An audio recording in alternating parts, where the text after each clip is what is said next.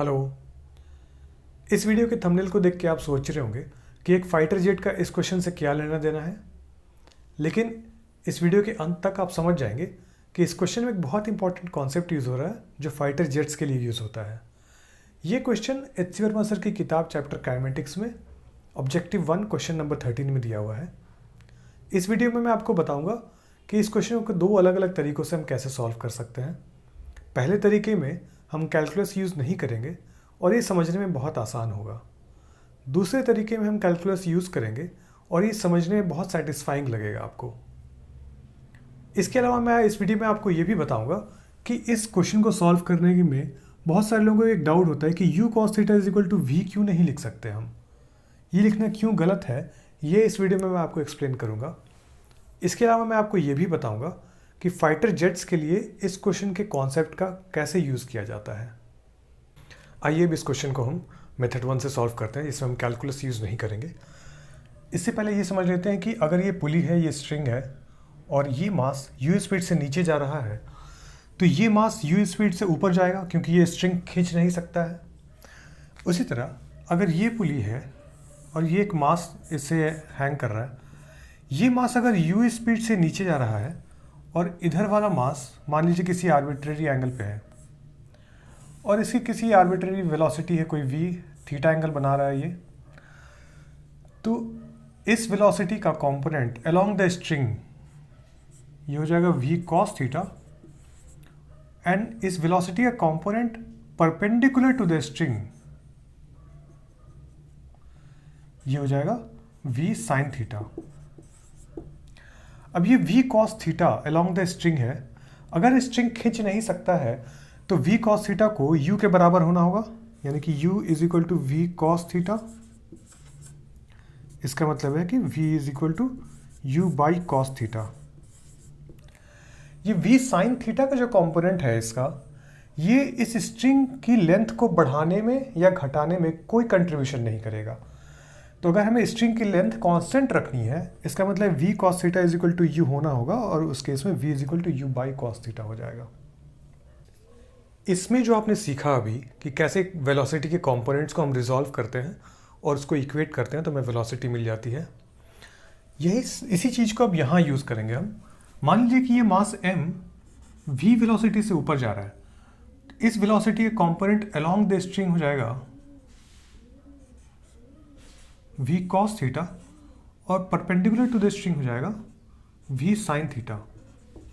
अभी v sin theta का जो कंपोनेंट है ये इस स्ट्रिंग की लेंथ को बढ़ाने में कोई कंट्रीब्यूशन नहीं करेगा, और ये v cos थीटा ये इस लेंथ को घटा रहा है, पर अगर स्ट्रिंग इनएक्सटेंसिबल है तो इसको इसके बराबर होना होगा, यानी कि u is equal to v cos theta. इसका मतलब है कि v is equal to u by cos theta.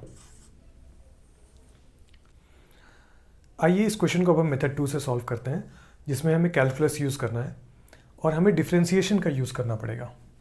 उसके लिए हमें लेंथ आइडेंटिफाई करने पड़ेंगे। यहाँ से यहाँ तक की जो लेंथ है स्ट्रिंग की, इस पुली से जो टच हो रही है स्ट्रिंग, यहाँ से लेके यहाँ तक, इसको a कहते हैं, तो ये भी a हो गया। इस पॉइंट से लेके इस पॉइंट तक, और ये पॉइंट है जहाँ की ये स्ट्रिंग इस पुली से टच हो रही है, इसको हम b कहते हैं। उसी तरह यहाँ से यहाँ तक b हो गया, और इस पॉइंट से लेके यहाँ तक इसको c कहते हैं। तो टोटल स्ट्रिंग की लेंथ हो गई, इसको हम L से डिनोट कर रहे हैं टोटल स्ट्रिंग लेंथ को, ये हो गया 2 times of a plus b plus c। अब क्वेश्चन में दिया हुआ है कि द स्ट्रिंग इज इनएक्सटेंसिबल। इसका मतलब है कि dl by dt is always equal to 0। इसका मतलब है कि d by dt of L की जगह हम ये लिख लेते हैं 2 times of a plus b plus c is equal to 0। इसका मतलब है कि 2 हमने बाहर ले लिया, da by dt plus db by dt plus dc by dt is equal to 0। इसका मतलब है कि ये टर्म 0 है, da by dt plus db by dt plus dc by dt is equal to 0। अब ये देखिए कि da बाई dt क्या है, rate of change of this length, यहाँ से यहाँ तक की जो लेंथ है इसकी रेट ऑफ चेंज को da बाई dt कहते हैं। और क्वेश्चन में दिया हुआ है कि ये u है, u स्पीड से इसको खींचा जा रहा है, तो इस यहाँ से यहाँ तक की जो लेंथ है इसकी da बाई dt हो गई da by dt is equal to u. अब d b by d t पे हम फोकस करते हैं। यहाँ से यहाँ तक की जो लेंथ है, मास कितना भी नीचे रहे या कितना भी ऊपर रहे, बी की लेंथ तो कभी चेंज ही नहीं होगी। इसका मतलब है कि d b by d t is always equal to zero. इन दोनों को हम यहाँ पुटअप कर देते हैं, u plus zero plus d c by d t is equal to zero. इसका मतलब है कि d c by d t is equal to minus u. ये आ गया हमें। इसका मतलब है कि rate of change of this length, यहाँ से यहाँ तक की जो लेंथ है, rate of change of this length is equal to u. और माइनस इसलिए क्योंकि c की लंबाई हर पल घट रही है। हमें फाइंड करना है कि मास m किस स्पीड से ऊपर जा रहा है। तो इस डॉट से लेके यहाँ से लेके एक ट्रायंगल हम ऐसे ड्रॉ कर लेते हैं। ये एंगल है 90 डिग्री। तो यहाँ इसकी साइड कितनी हो गई, साइड लेंथ यहाँ से यहाँ तक की ये हो गया c cos थीटा, और यहाँ से यहाँ तक की लंबाई हो गई c sin theta.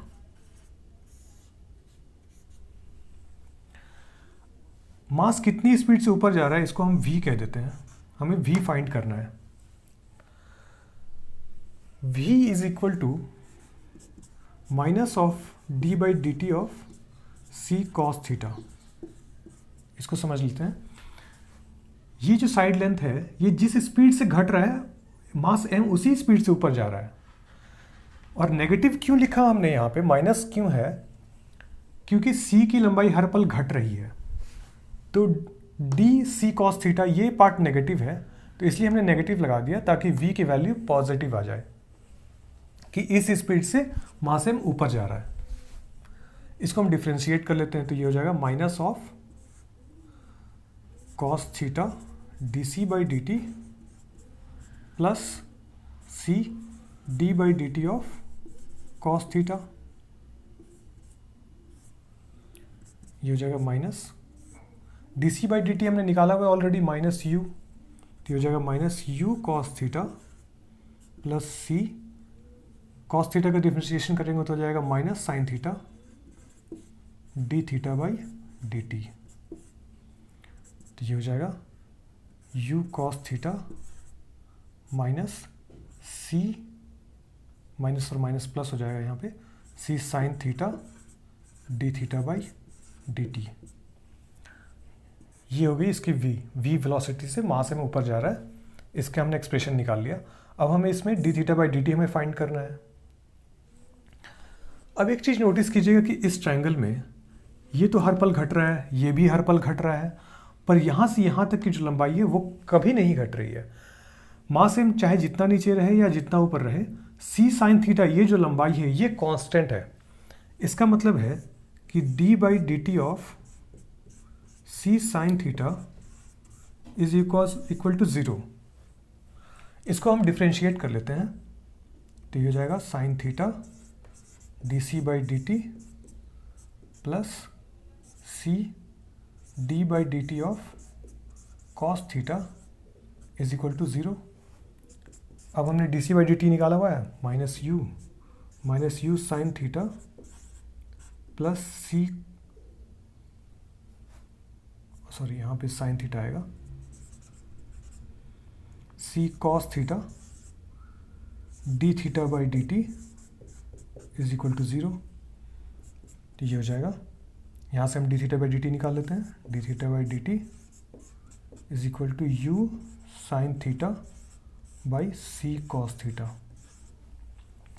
D theta by d t की ये जो एक्सप्रेशन निकला उसको हम यहाँ पुटअप कर देंगे। तो ये हो जाएगा u cos theta plus c sine theta into u sine theta by c cos theta. ये सी और ये सी कैंसिल हो गया। u को हम बाहर ले आते हैं। तो ये हो जाएगा cos square theta plus sine square theta by cos theta. तो ये हो जाएगा u बाई कॉस थीटा। और यही है हमारी velocity v is equal to u by cos theta.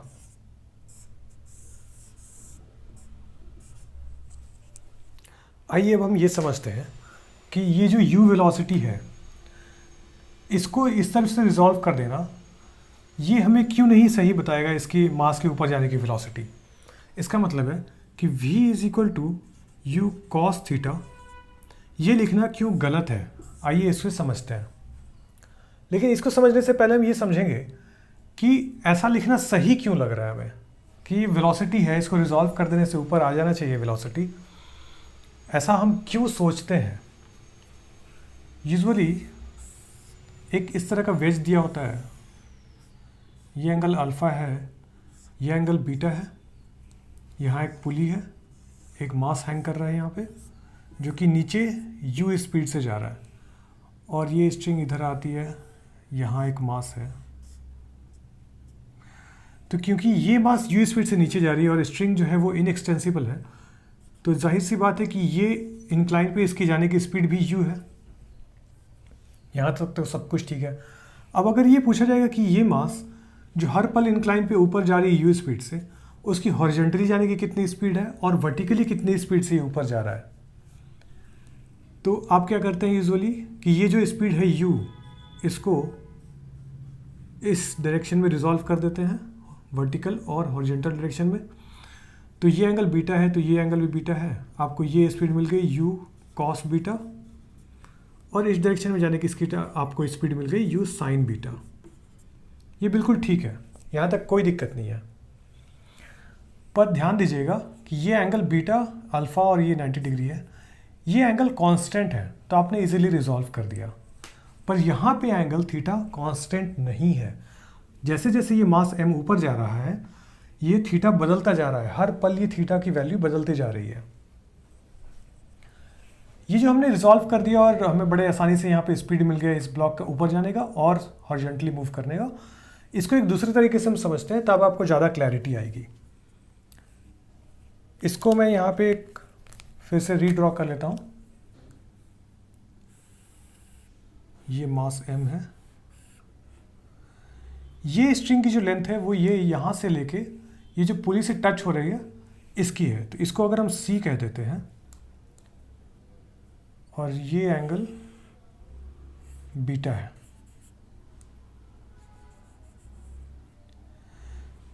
तो ये जो वर्टिकल डिस्टेंस है ये हो गया c कॉस बीटा, और ये हॉरिजॉन्टल डिस्टेंस हो गया c साइन बीटा। अब अगर ये सवाल यही रहे कि ये ब्लॉक किस स्पीड से ऊपर जा रहा है, तो बेसिकली सवाल ये पूछा जा रहा है कि ये जो डिस्टेंस है ये किस स्पीड से घट रहा है, ये वर्टिकल डिस्टेंस किस स्पीड से घट रहा है, ये बता देगा कि ये ब्लॉक किस स्पीड से ऊपर जा रहा है। उसी तरह ये डिस्टेंस जो है c साइन बीटा, ये किस स्पीड से घट रहा है, ये बताएगा कि ये ब्लॉक किस स्पीड से हॉरिजॉन्टली इधर जा रहा है। तो अगर सवाल ये है कि ये ब्लॉक किस स्पीड से ऊपर जा रहा है, तो बेसिकली पूछा जा रहा है कि d by d t of c cos beta कितना है। तो चलिए इसको सॉल्व कर लेते हैं हम। ये है cos beta d c by d t plus c d by d t of cos beta. अब इसमें देखिए d c by d t क्या है, मतलब कि ये जो लेंथ है ये किस स्पीड से घट रहा है।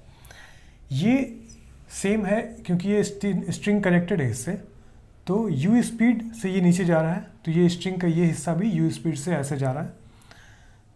तो ये d c by d t हो गया माइनस यू इसलिए क्योंकि c की लेंथ जो है वो हर पल घट रही है, इसलिए हमें माइनस यू लिखना पड़ेगा। तो ये हो जाएगा minus u cos beta plus c cos beta का डिफ्रेंशिएशन करें तो माइनस साइन बीटा, और बीटा का differentiation d beta by d t, ये आया।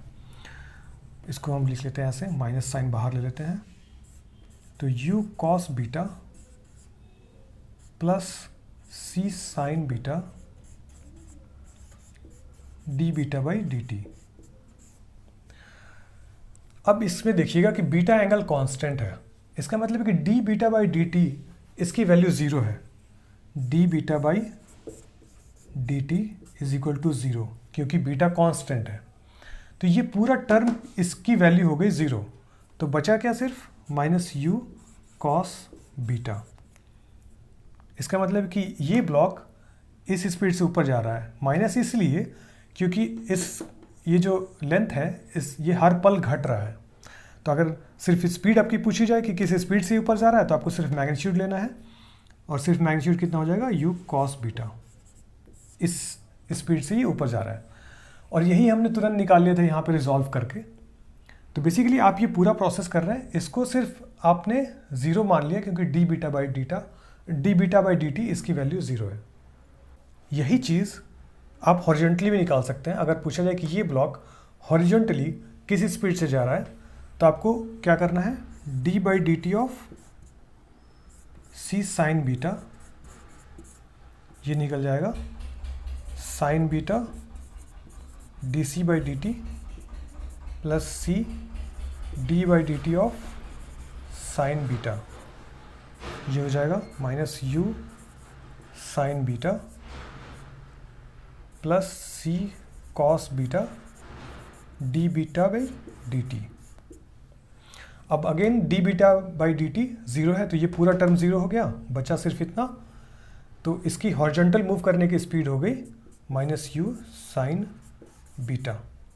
साइन फिर से इसीलिए क्योंकि ये लेंथ हर पल घटता जा रहा है। तो अगर आपसे मैग्नीट्यूड पूछे कि किस स्पीड से ये इधर जा रही है तो वो हो जाएगा यू साइन बीटा। और यही हमने बड़े आसानी से यहाँ पे निकाल लिया था। ये हमने आसानी से इसीलिए निकाल लिया था क्योंकि ये बीटा एंगल कांस्टेंट था। जब भी एंगल कांस्टेंट हो तो आप बड़े आसानी से रिजॉल्व कर लेंगे और ये सही होगा। पर जब एंगल कांस्टेंट नहीं हो, जैसे कि इस केस में है, तब आपको ये जो डिस्टेंसेस हैं c और ये वर्टिकल डिस्टेंस और ये हॉरिजॉन्टल डिस्टेंस, इनको आपको डिफरेंशिएट करना पड़ेगा, तब जाके आपको मिलेगा। थोड़ी देर पहले हमने एक v की एक्सप्रेशन निकाली थी, v is equal to u cos beta cos theta, यहाँ पे थीटा लिख रहे थे हम, plus c sine theta d theta by d t. थोड़ी देर पहले हमने ये एक्सप्रेशन निकाला था v का, ये सही है। और अगर आपको लगता है कि u को सिंपली रिजॉल्व कर देंगे हम, इधर u cos थीटा कर देंगे और यही वेलोसिटी होनी चाहिए, अगर आपको लगता है कि ये सही है तो इसमें आप ये पार्ट मिस कर रहे हैं। इस पार्ट को आपने ज़ीरो कंसिडर कर लिया है, लेकिन ये ज़ीरो नहीं होगा इस केस के लिए। ये ज़ीरो तभी होगा जब या तो D theta by d T, यानी कि थीटा के चेंज करने की का जो रेट है वो ज़ीरो हो, या फिर ये टर्म ज़ीरो हो, साइन थीटा ज़ीरो हो। पर इस केस में ये ज़ीरो नहीं है, D theta by d t zero नहीं है, तो इसीलिए ये पूरा टर्म सही है, ना कि सिर्फ इतना सा टर्म। और ये जो D theta by d T और ये पूरा टर्म है, इसके ज़ीरो होने के लिए या तो थीटा चेंज ही ना करे समय के साथ, यानी कि D theta by d t zero हो, या फिर साइन थीटा ज़ीरो हो। इसका मतलब है कि जैसे एक पुली है, यहाँ पे एक मास है और एक और मास है यहाँ पे। इस केस में अगर ये सिर्फ ग्रेविटी की वजह से हैंग कर रहा है तो थीटा एंगल, जो ये थीटा एंगल है, ये ज़ीरो है इस केस के लिए, तो उस केस के लिए फिर हो जाएगा ये साइन थीटा ज़ीरो हो जाएगा। और यहाँ पे कॉस थीटा, थीटा ज़ीरो है तो कॉस थीटा वन, तो v is equal to u. तो अगर ये u स्पीड से नीचे जा रहा है तो ये u स्पीड से ऊपर जाएगा। आइए अब हम ये समझते हैं कि फिजिकल इंटरप्रिटेशन क्या है जो हमने अब तक निकाला। Physical interpretation of v is equal to u by cos theta. Cos theta का ग्राफ अब जब आप देखेंगे, ये ज़ीरो है, ये वन, ये पाई बाई टू, ये माइनस वन। कॉस थीटा का ग्राफ जब आप देखेंगे तो वो इस तरह से आता है, ज़ीरो से पाई बाई टू तक ये ऐसे रहता है। इसका मतलब है कि जैसे जैसे थीटा पाई बाई टू के करीब पहुंचती है, वैसे वैसे कॉस थीटा की वैल्यू ज़ीरो को टेंड करती है, ज़ीरो के तरफ आती है ये। इसका मतलब है कि u बाई कॉस थीटा, इसमें से अभी u को सेपरेट रखते हैं, वन बाई कॉस थीटा पे गौर कर लेते हैं। तो जब थीटा ज़ीरो है यानी कि कॉस थीटा वन है, तब वन बाई कॉस थीटा भी वन ही होगा, ये वन है, ये थीटा। लेकिन जैसे जैसे थीटा पाई बाई टू के करीब जाती है और कॉस थीटा ज़ीरो के करीब आता है, उसी तरह वन बाई कॉस थीटा ये इन्फिनिटी को चला जाएगा। यहाँ पे अगर पाई बाय 2 है तो ये ऐसे जाएगा, ये इन्फिनिटी को रेस कर जाएगा। जैसे जैसे थीटा पाई बाय 2 की तरफ जाएगा उसी तरह कॉस थीटा की वैल्यू 1 से बढ़ के इन्फिनिटी को चली जाएगी। इसका मतलब है कि आप u को अगर बहुत स्मॉल भी रखें, जैसे फॉर एग्जांपल u को आप रखते हैं 0.5 मीटर पर सेकेंड, बहुत छोटी स्पीड है, बहुत कम स्पीड है, लेकिन इसके बावजूद भी जैसे जैसे ये ब्लॉक ऊपर जाएगा, यानी कि मान लीजिए ब्लॉक यहाँ पे आ गया और अब हो गई थीटा,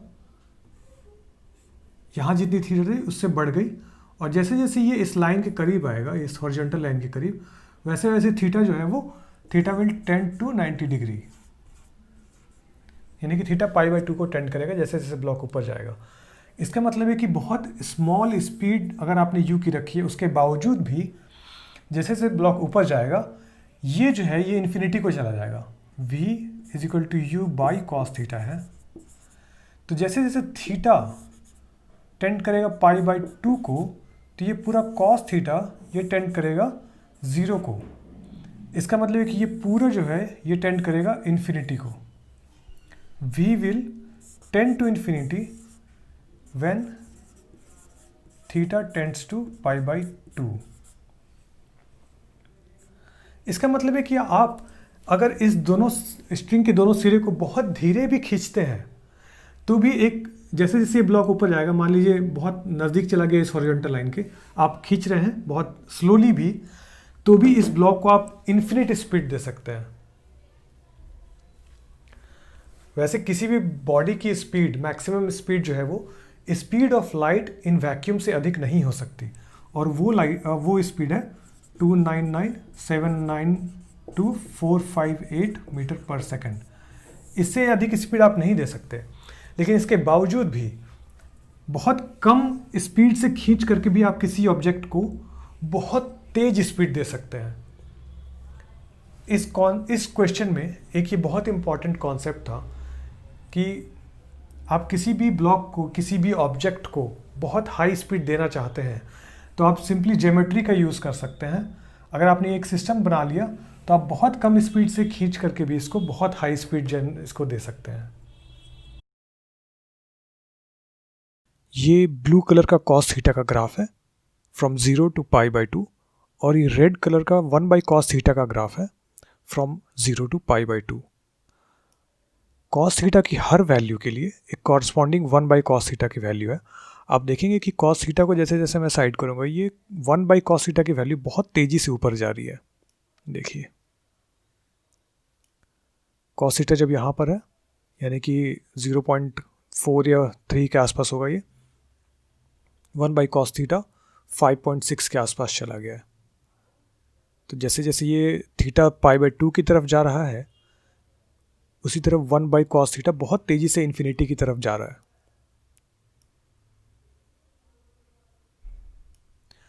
इसका रिवर्स भी उतना ही ट्रू है। अगर मैं थीटा को पाई बाय 2 से 0 की तरफ ले आऊँ तो कॉस थीटा की जो वैल्यू होगा वो 1 की तरफ जाएगी, और 1 बाई कॉस थीटा की जो वैल्यू है वो इन्फिनिटी से घटते हुए इधर 1 की तरफ आएगी।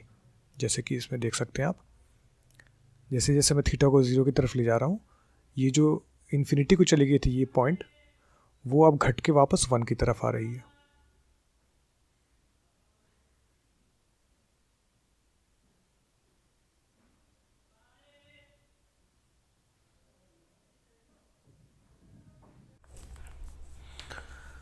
अभी जो आपने कॉन्सेप्ट सीखा कि इन दोनों एंड्स को आप बहुत स्लोली भी खींचेंगे तो भी अगर आप एक ब्लॉक को बहुत हाई स्पीड दे सकते हैं, इसका रिवर्स भी उतना ही ट्रू है।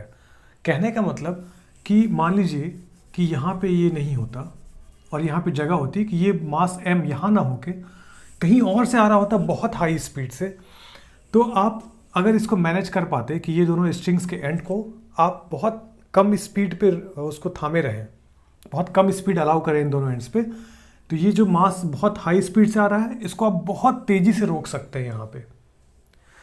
कहने का मतलब कि जिस तरह से हमने जब थीटा पाई बाय 2 की तरफ जा रहा था तो इसकी स्पीड इनफाइनाइट हो गई थी, इस मास m की स्पीड, जैसे जैसे ये ऊपर जा रहा था इसकी स्पीड बहुत तेज़ी से इन्फिनिटी की तरफ जा रही थी। तो अगर रिवर्स करें यानी कि थीटा को π/2 से 0 की तरफ ले जाएं, इसका मतलब है कि जब मास m नीचे से ऊपर से बहुत हाई स्पीड से नीचे आ रहा है तो स्पीड भी बहुत तेज़ी से इन्फिनिटी से घट के एक पर्टिकुलर फाइनाइट अमाउंट पे आ जाएगी बहुत तेज़ी के साथ। और यही कॉन्सेप्ट यूज़ होता है फाइटर जेट्स के लिए। एयरक्राफ्ट कैरियर पे जहाँ की लैंडिंग स्ट्रिप बहुत कम होती है, बहुत छोटी होती है, वहाँ पे टेक ऑफ करते समय और लैंड करते समय फाइटर जेट्स को बहुत कम जगह मिलती है। तो उन्हें असिस्टेंस देने के लिए टेक ऑफ और लैंडिंग के समय इस तरह के एक सिस्टम वहाँ पे होते हैं। A cat shot can launch a 60,000-pound aircraft from 0 to 150 miles per hour in just 2 seconds.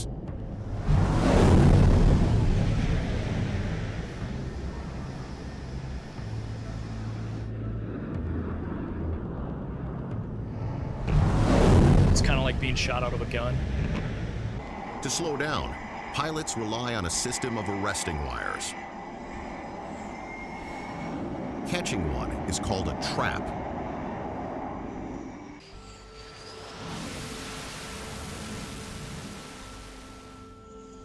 When our hook grabs one of those wires, it feeds out the appropriate amount of cable to stop you before you would go off the end of the landing area.